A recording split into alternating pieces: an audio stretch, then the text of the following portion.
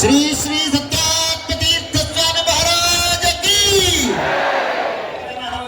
सिद्धांत प्रतिष्ठापनाचार्य परमत निराकरण पूर्वक समत स्थापक श्री हंसनाथ परमात्मनः अविच्छिन्न परंपरागत श्रीमदानंद तीर्थ भगवत्पादाचार्य मुख्य महासंस्थान श्रीमदुत्तरादि मठाधीश्वर सप्तति सत्वैष्णव मंत्र जापक तत्वमुद्राक्षत प्रदानेन सद्भक्तोद्धारक परमकारुणिक शिष्यवत्सल कर्म विजय विष्णु विजय तीर्थ विजयादिवीर प्रतिकारक ತಮ್ಮ ತಲೆಯ ಮೇಲೆ ಇಟ್ಟುಕೊಂಡು ಭಕ್ತಿಯಿಂದ ನಮಿಸಿ ಭರತ ಶ್ರೀರಾಮನ ಪಾದುಕೆಯನ್ನ ಇಟ್ಟು ರಾಜ್ಯಭಾರವನ್ನ ಮಾಡಿದಂತೆ ಗುರುಗಳ ಪಾದುಕೆಯನ್ನ ಇಟ್ಟು ಚಾತುರ್ಮಾಸ್ಯದ ಪ್ರಾರಂಭವನ್ನ ಪರಮ ಪೂಜ್ಯ ಶ್ರೀಪಾದಂಗಳವರು ನೆರವೇರಿಸ್ತಾ ಇದ್ದಾರೆ.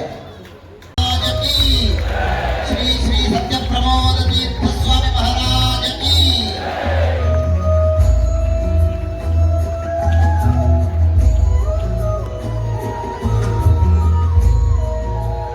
ಪಂಡಿತ ಪ್ರದ್ಯುಮ್ನಾಚಾರ್ಯ ಜೋಶಿಯವರು ಶ್ರೀನಿವಾಸ ದೇವರ ನಿರ್ಮಾಲ್ಯವನ್ನ ಪ್ರಸಾದವನ್ನ ಸಮರ್ಪಣೆ ಮಾಡ್ತಾ ಇದ್ದಾರೆ. ಸಾಧನೆಯ ದ್ವಾರ, ಸಾಧನೆಯ ಬಾಗಿಲು, ನಮ್ಮ ಜೀವನವನ್ನ ಮಾರ್ಪಾಟು ಮಾಡಿಕೊಳ್ಳುವುದಕ್ಕೆ ದೊಡ್ಡದಾದಂತಹ ಬಾಗಿಲನ್ನ ತೆರೆಯುವಂತಹ ಒಂದು ಸುಸಂದರ್ಭ ಈ ಚಾತುರ್ಮಾಸ್ಯದ ಕಾಲದಲ್ಲಿ ನಮಗೆಲ್ಲ ಒದಗಿ ಬಂದಿದೆ.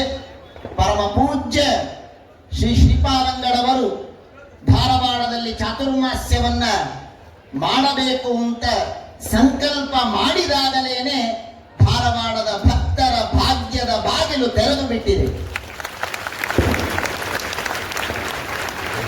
ತಾವೆಲ್ಲ ಭಕ್ತರು ಗುರುಗಳನ್ನ ಇಷ್ಟು ಆದರದಿಂದ ಬರಮಾಡಿಕೊಂಡಿದ್ದೀರಿ. ವೈಭವದ ಮೆರವಣಿಗೆಯ ಮೂಲಕ ಗುರುಗಳನ್ನ ಸ್ವಾಗತ ಮಾಡಿದ್ದೀರಿ.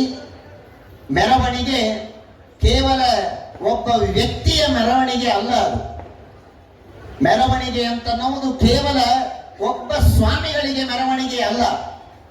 ಆ ಗುರುಗಳ ಪರಂಪರೆಗೆ, ಆ ಗುರುಗಳ ಪರಂಪರೆಯಲ್ಲಿ ಬಂದ ಎಲ್ಲ ಗುರುಗಳಿಗೆ ಮಾಡುವಂತಹ ಸ್ವಾಗತ ಅದು ಮೆರವಣಿಗೆ.